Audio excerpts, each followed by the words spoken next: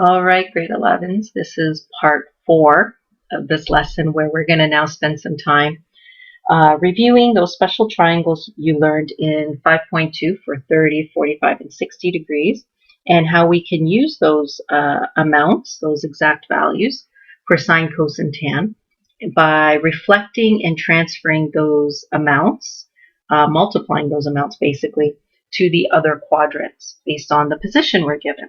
So again, I have your steps listed right here down the side of the page. So again, copy it out if you didn't print it. Very, very important. This is one of the most important concepts of this whole section. So the first thing you need to do is when it says exact values, you know you're not touching a calculator, you're drawing a picture. When it says all 6 trig ratios, that means you're doing sine, cos, tan, cosecant, secant, and cotangent. And then it gives you the amount of rotation. So it's not giving you a point on a terminal arm, it's giving you an amount of degrees. So I already had you practice how to draw 240 degrees in standard position. So you draw and label the angle in standard position. That is step 1. So 240 degrees will take you down here. So that is not enough. We now have to put in the 240, and we show with an arrow again the direction of rotation. You label it with 240 to show how much you've gone, and don't put the 240 in the middle of your diagram so it gets messy. Put it somewhere else off to the side. That would be great. Then what you do is you figure out, well, was there extra to go get to the x-axis or go past the x-axis? And in this case, yes, there is an alpha. So the alpha is that little bit extra right in there. And this alpha is going to be whatever 240 minus 180 is. So alpha equals 240, subtract out the 180. That means we went an extra 60 degrees. So that's the 60-degree corner right there. Again, we always draw our triangle to the x-axis. We now need to ask ourselves, is this a special triangle? Have I seen this corner before? And the answer is yes. So if you remember back to your 30-60 triangle, where it comes from, I'll do it over here on the side. Remember that you start with an equilateral triangle, 2, 2, 2. All your corners are 60. We cut it in half. So this is 1, and the height becomes root 3. We bisect that upper corner. So it is super important that you understand which corner is next to the root 3 and which corner is next to the 1. Because what you're going to need to do now is you're going to need to fill in the sides of this triangle with these distances. So next to the root 3 is the 30 degrees. Next to the root 3 is the 30 degrees. Next to the 60 is the 1. Next to the 60 is the 1. The hypotenuse is always 2. When you now look at your diagram, this is the 60 corner, right? This amount in here, that's the 60. So that means this is the 1 side. This must be the root 3 side. The hypotenuse is always 2. Of that triangle. So we transferred those numbers from the special triangle one way, and we rotated that triangle and flipped it, and now this is the way it looks when it's down here. We fill in the signs. So fill in the sides from the triangle. We're very careful, and we watch our signs for our x and our y-axis. The x-axis here is negative, so this is a negative one. The y-axis here is negative, so that's a negative root 3. So it's important again that you fill in your signs for your x and your y. The r is always going to be positive. We never have to worry about putting a negative sign there. So again, step 1, draw it. Figure out theta or label theta. Figure out alpha if there is one. There was. It was 60 degrees. We stole the sides from our 60-degree, 30-degree triangle, making sure that we put them next to the correct corner. Next to the 30 degrees is the root 3. Next to the 60 degrees is the 1. We labeled the sides then accordingly, and we put the signs that belong there next to each one. Now that we have a proper picture, we're now able to answer the question. Our 6 trig ratios. So the exact value for sine of 240. Sine of 240 is really asking you for sine of 60 in the third quadrant. That's really what it's asking you for. So sine, opposite over hypotenuse, root 3 over 2. It just happens to be negative because we're in the third quadrant. Cos of 240. Adjacent over hypotenuse, x over r, negative 1 over 2. And again, negative because we're in the third quadrant. Tan of 240, the exact value of tan of 240 is really asking you for tan of 60 in the third quadrant. Opposite over adjacent, root 3 over 1. And you're not going to put a negative on top of a negative, so it's just root 3. No negatives. And it makes sense because the slope of that line is positive. Now it asked you for all 6, so that means we need to do secant, we need to do cosecant, and we need to do cot of theta. So our theta is 240. So secant of 240 would be still negative 2 over root 3. Cosecant of 240, flip this, just negative 2, and flip root 3 for cot of 240, which would be 1 over root 3. So again, if it was negative, it stays negative and it's reciprocal. If it's negative, it stays negative. If it's positive, it stays positive. All right, so what I'd like you to do now to practice this very, very, very important skill is to copy down these 6 amounts that I'd like you to determine the exact values of. So pause right here, please. Copy them down, and then come back and check your answers for each one.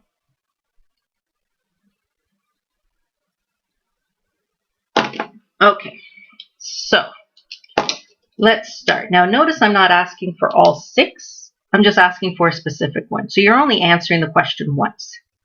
So we have sine 300. I'm only interested in what is the exact value of sine 300. So again, when you see exact value, you're not really touching a calculator. You draw 300 degrees. There he is. That's about 300. We label 300 degrees. Our alpha, in this case, is this little guy. That little guy is the extra to get me to this x-axis. That would be 60 degrees. So now I know what triangle I'm dealing with. And if you need to, copy down your triangles again from memory. Generate them again up here. So again, 60, 2, 1, root 3, 30. So now I transfer the numbers over into my triangle. The hypotenuse is always 2. Just don't screw up where you put the root 3 and the 1. Next to the 60 is the 1. Next to the 30 is the root 3. This guy's positive, that guy's negative. Now I can go and answer the question. Sine 300 is really asking me for sine of 60, but in the fourth quadrant. Sine of 60 is opposite over hypotenuse. Root 3 over 2, but since we're in the fourth quadrant, it's negative root 3 over 2. If you don't put the negative sign, it is wrong. It is not the right ratio. And you can type into your calculator sine 300, and you can see that you're going to get a negative answer. So it's important that you're correct there with the signs. If you label it on your diagram properly, meaning this y distance is negative, you won't get it wrong in your ratio. So you don't need to memorize a cast rule to later put in the signs. If you do it on your diagram, you don't have to memorize anything. So the next one is cos 120. I want to know what the exact value of cos of 120 degrees is. So again, if you remember, we draw it. 120 degrees takes you to the second quadrant. There's 120 degrees in standard position. The extra to get to the x-axis is 60 again. Drop the altitude. That comes from our special triangles. Hypotenuse is 2. If that's the 30, this is the root 3. That's the 60. That's the 1. Negative x-axis, positive y-axis. R is always positive. So now that I have all my numbers on my triangle properly, I go to the question. Cos 120 degrees is really asking me for cos of 60 in the second quadrant. All I did was flip that 60-degree triangle over into the second quadrant, so it's sitting over here. And the cos is adjacent over hypotenuse, x over r, negative 1 over 2. And yes, it should be negative 0.5. Type it into your calculator to check. Cos 120 equals negative 0.5. But again, we didn't need a calculator to figure that out, and you wouldn't be using a calculator normally. Tan of negative 135 degrees. So we need to fill out where negative 135 degrees is. Now I put negative here just to remind you that negative rotation means you go down first. Negative 90, negative 180, that's too far. So negative 135 would be about there. Okay, so there's negative 135 degrees, which means there is a little bit extra that was left over to get to the x-axis. In this case, 45 degrees. So this is our 1, 1, root 2 triangle. This is negative and this is negative according to the axes. Negative x, negative y. R is always positive. So when we go now to do the tan answer, tan of negative 135 is really asking me for tan of 45, which is really asking me for tan of 225. They're all coterminal with each other. They all finish in the same location.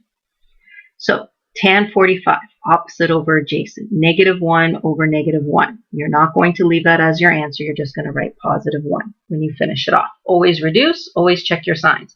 Tan should be positive in the third quadrant. Now, when you're given a reciprocal, again, most people don't think in terms of secant, for instance. We're going to change this into a cos question. So if we flip the secant, we need to make sure that we flip the other part too. So really, what this is saying, secant 240, is if we just figure out what cos of 240 is, and then flip that answer, meaning reciprocate that answer, we'll get the answer that it's looking for. Okay, so this is the way you would write it down. Secant 240 is really the reciprocal of whatever cos 240 is. So let's answer as if it's asking us for cos 240, and then we'll flip our answer. So 240 degrees takes you to the third quadrant. There's 240. Again, we have an alpha. The alpha here is 60. That 60-degree corner is always next to the 1. The hypotenuse is 2. The other side must be the root 3. Negative, negative. Again, we don't care about the 30. Not important in this question. So, answer cos 240, still with 1 over. So, cos 240 is the same as cos 60. Cos 60 is negative 1 over 2. So what we need to reciprocate is negative 1 over 2. So the 2 goes to the top, the 1 goes to the bottom. It is still negative. So you can put the 1 at the bottom if you want, but you don't really need to. So the answer to secant 240 is negative 2. Same thing over here with cot. Cot 405 degrees is really 1 over tan of 405. So if we figure out the tan answer, then we can reciprocate and get the cot answer. So always draw. Now 405 means I've gone over 360 plus extra. So what is 405 minus 360? So 405 take away 360 leaves me with 45 degrees. So I've gone around once plus an extra 45 degrees. That's what that tells me. So that's 405 degrees total, leaving me with an extra 45 past 360. That means this is the 1, 1, root 2 triangle. Positive, positive. Everybody's positive. Tan is opposite over adjacent. So 1 over 1 over 1, which is obviously just 1 over all. Cosecant. Well, cosecant matches up with sine. So I have to figure out what sine of negative 210 degrees is, and then I will flip it. So again, we always start with a diagram. Negative 210. Negative 210 means we're going to start here, and we're going to go negative 180 all the way to about there. And again, you're just eyeballing it. How much extra did we go beyond 180? Well, what is 210 minus 180? I think that's 30 degrees. So we have the 30-degree corner in here for a change, not the 60. So again, the hypotenuse is always 2. Next to the 30 degrees is the root 3, and the other side must be the 1 then. This guy is negative. The root 3 is negative because that's the negative x-axis. The other guys are positive. So we need to figure out what sine of this would be. Well, sine of negative 210 is really asking you for sine of 30. Sine of 30 is opposite over adjacent, 1 over 1/2, which is really then just 2. All right, so if you could do these 6 with no problem or with minimal problems, then you're ready to do the homework.